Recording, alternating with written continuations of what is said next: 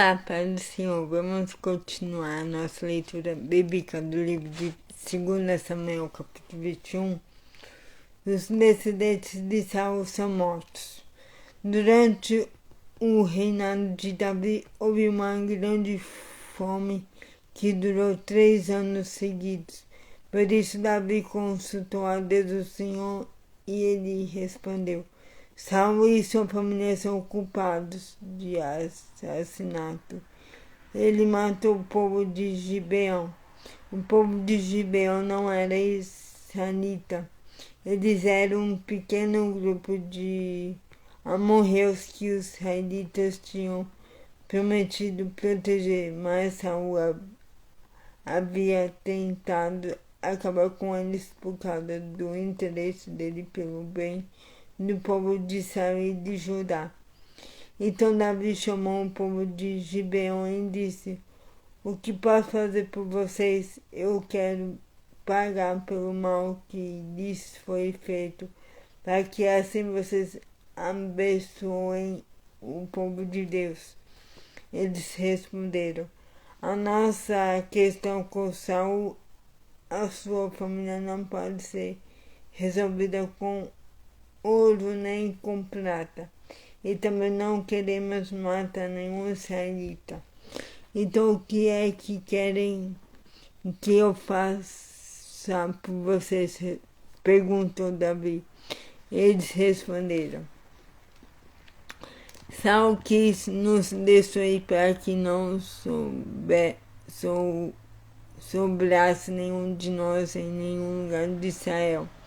Entregue-nos então 7 homens descendentes dele, e nós os enfocaremos diante de Deus do Senhor em Gibeá, a cidade onde nasceu Saul, o rei escolhido pelo Senhor. Eu entregarei, respondeu o rei, mas por causa do juramento que ele e Jonatas tinham feito um ao outro, o rei não deixou que fosse morto.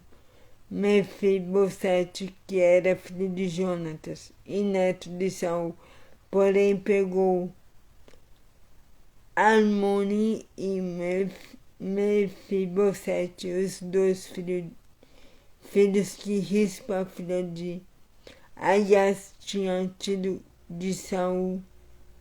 Pegou também os 5 filhos que Merab, filha de Saul, tinha tido de Atriel, filho de Barzilai, da cidade de Meolá. E Davi entregou os 7 ao povo de Gibeão, e eles os enfocaram no monte, diante do Senhor, e todos 7 morreram juntos. Isso aconteceu no fim da primavera, no começo da colheita da cevada.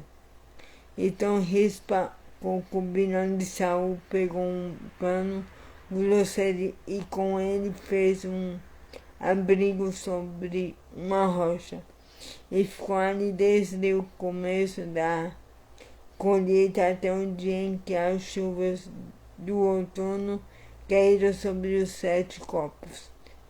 E não deixou que as aves se aproximassem deles de dia, nem os animais selvagens de noite. Quando soube o que Rispa tinha feito, Davi foi e tomou dos moradores de Jabes Gileade os ossos de Saul e o seu filho Jonatas.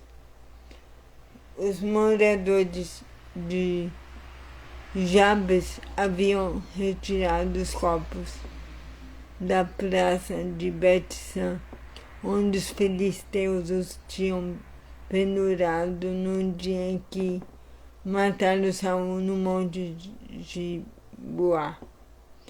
Davi então colocou os ossos de Saul e de Jonatas junto com os ossos dos 7 homens que haviam sido enforcados.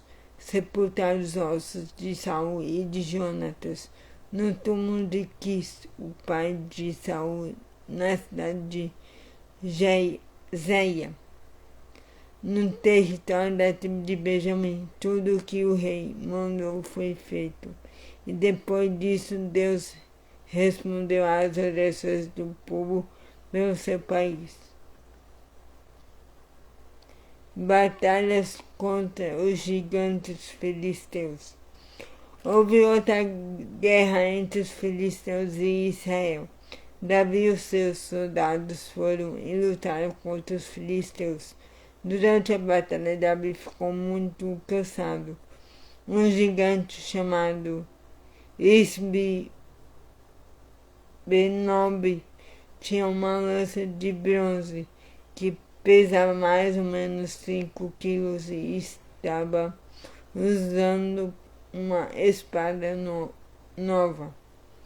Ele pensou que podia matar Davi, mas Abiasai, cuja mãe era Zeruia, socorreu Davi, atacou o filisteu e o matou. Então os soldados de Davi fizeram a promessa de nunca mais deixar que Davi saísse com eles para a guerra. Eles disseram: o Senhor é a esperança de Israel, e nós não queremos vendê-lo. Depois disso houve outra batalha contra os filisteus na cidade de Gobe e Sibecai, da cidade de Uzá. Matou um gigante chamado Zaf. Houve mais uma batalha contra os filisteus em Gobe e Elanã, filho de Jair de Belém, matou Golias, da cidade de Gate. O cabo da lança de Golias era da grossura do eixo de um tear de tecelão. E houve ainda outra batalha em Gate. Ali havia um gigante descendente dos antigos gigantes que tinha 6 dedos em cada mão e em cada pé. Ele desafiou os israelitas e Jonatas, filho de Simeia, irmão de Davi, o matou. Esses 4 eram descendentes dos gigantes da cidade de Gate e foram mortos por Davi e os seus soldados. Então é isso a leitura de hoje. Tenha um excelente dia abençoado e que Deus abençoe sua vida. Em nome de Jesus. Amém.